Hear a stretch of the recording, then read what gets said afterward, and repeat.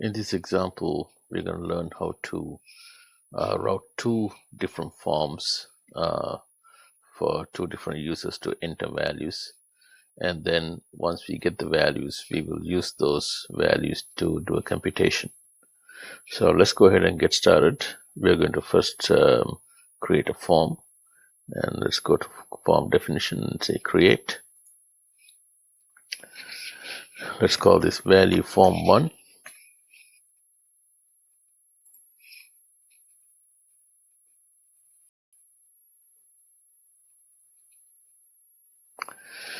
And we're going to just put a label in here and say enter value.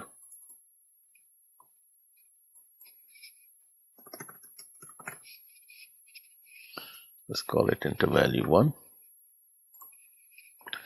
Let's put a text box.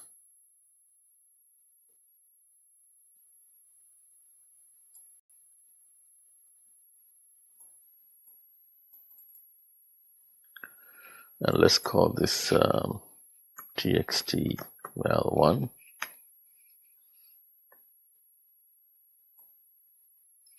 And we'll make this required and save this.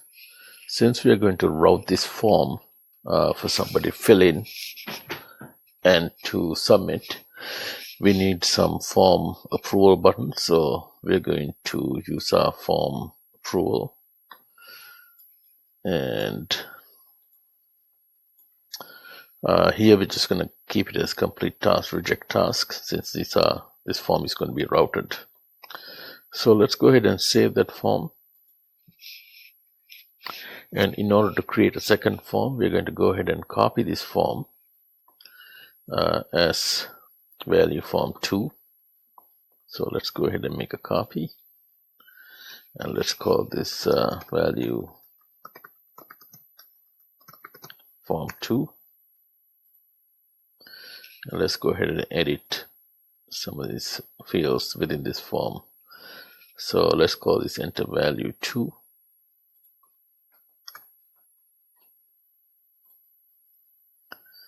And let's call the text field txt val2. Let's save that. Let's go ahead and save the form. Now that we have the two forms, we're going to go ahead and build the workflow process itself.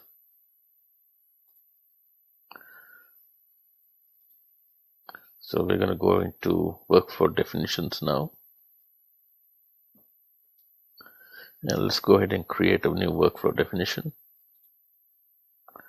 And let's call this process value process, or route for values process.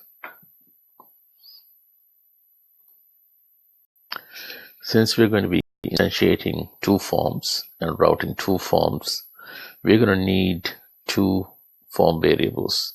So what we're going to do is we're going to go to our define variables, and we're going to define one called form ID 1, and let's call form ID 2. Now that these are defined, what we're going to do is we're going to now go to our form steps. So on the toolbox, let's use the form steps. And first thing we're going to do is we're going to use the instantiate form. Okay, so if you look on this list,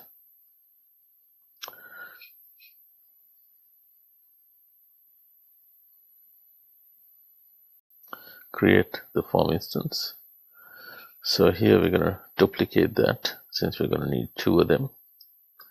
And we can call this one instantiate or create form 1. And here we're going to select the form definition. So we're going to select value form 1. And we're going to give the variable that holds the form ID. We'll call it form ID 1. Save that. And here we're going to say create form 2. And we're going to select value form 2. and we're going to put variable dot form id2 and save those. Once those are saved, we're going to go ahead and connect them, since we want these two to run in parallel. So you can see from the start step, these are connected as parallel steps.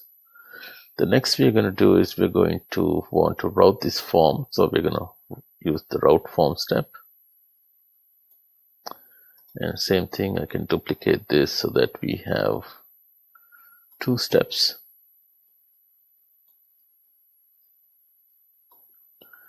So I'm going to call this one route form 1. And let's call the task name as route form 1 for value. And I'm going to select the user.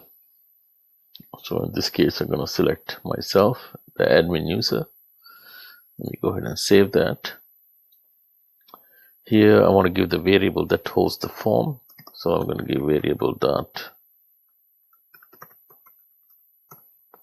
form ID1 and go ahead and save that.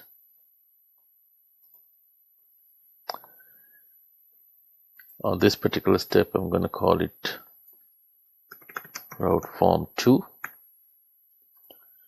And let's call the task name as route form 2 for value.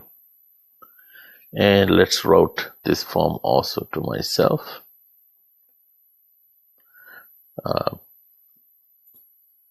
You can route it to anybody you want. Just for this example, I'm routing these tasks or the forms to myself, so that's easy for me to complete these tasks. So let's go ahead and save this window, and we're going to use the variable.form ID2 here.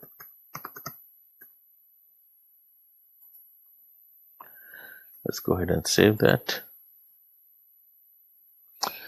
Now that we have both of these routed, what we're going to do is, in this case, next thing we want to wait until both are done in order to grab the values. So this is a good time to use a sync point.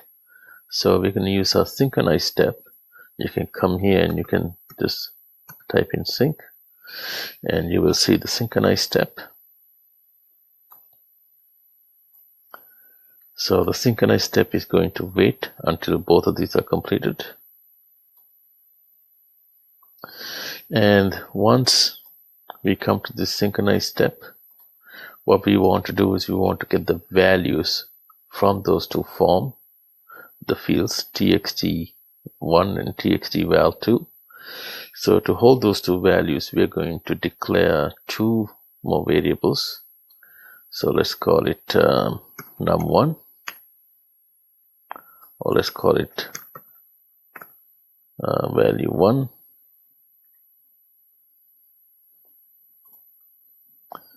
Actually, we want to change the type here to a number, and let's call it value2.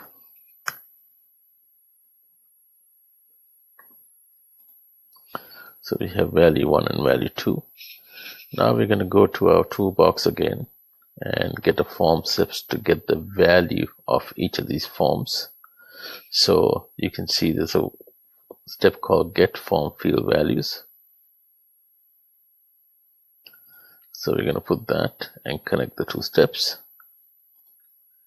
And in this case, we are going to get the value of the form 1.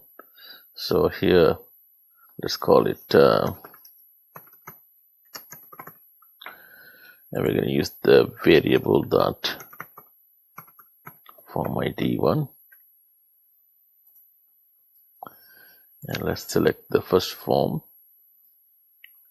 And let's map the variable. So we're going to say we want the txt val1 to go into variable dot value1.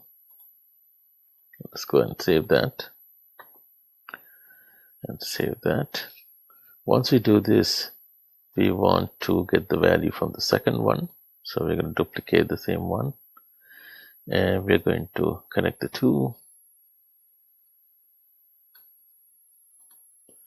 and we're going to call this get form 2 value, and here we want to change it to form ID 2, and here also we want to change it to value form 2, and we want to change the mapping.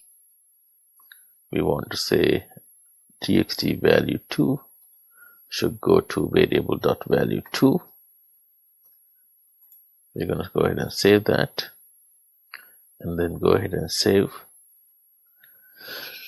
Once we have done that, now at this point we have got the two values.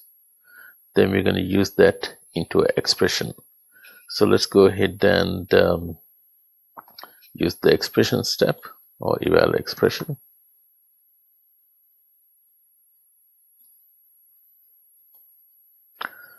So we're going to just use a simple expression to compute the sum.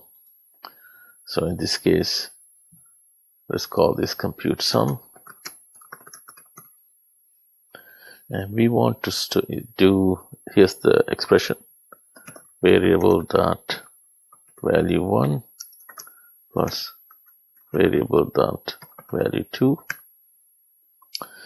And we want to store it in a variable called, let's say, variable dot sum. As you can see, I didn't define this variable, but I just used the variable. And I'm going to go ahead and save that, and you can see validation will kick in and tell me that automatically when I go to save this definition, that variable is not defined, and if I want to define it, so I'm going to go ahead and use a number and say add, and just click on save definition again, and that should save my workflow definition. That is it. As you can see from this process, we've defined this process where it instantiates two forms, routes the two forms, waits until both of them are completed, and then gets the value from each form, and then does the computation. So let's go ahead and instantiate. So I'm going to do it right from the designer. I'm going to say create instance. Let's say generate a name for the instance, and let's go ahead and say create and execute. And we can close this workflow definition now. And if we go to our workflow instances, we should be able to see a brand new instance. And I'm just going to double click on the instance and render it. You can see that it instantiated both forms. They got routed. They're both waiting. These two steps are waiting to be completed. So I'm going to go to my task list. So let me go over here and go to my tasks. And you can see there's two tasks, route form 1 for value. So I'm going to open that. And you can see my form is there. So I'm going to enter some value, let's say 45, and say complete task. Soon as I submit this task, you can see that the task disappeared from my task list. And if we go to our graphical process view, you can see that this is completed. Now the synchronize and this step is waiting until the task is completed. Soon as I submit this, all the rest will run automatically. So let me go ahead and do that. So I'm going to take the route form 2 for value and enter a value. So let's enter the value of 60 and say complete task.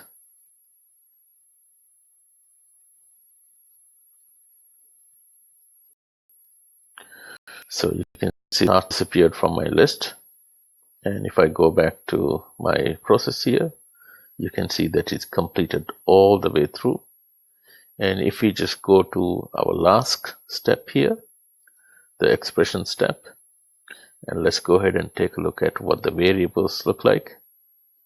So I'm going to go ahead and click on variables, and you can see value 1 has a value of 45, value 2 has a 60, and the sum has a value of 105. This is a simple example of routing multiple forms and taking the values from those forms and using in computations These values could be anything you want. They could be numerical, they could be text, dates. The values could come from drop down list, anything you want the process to do.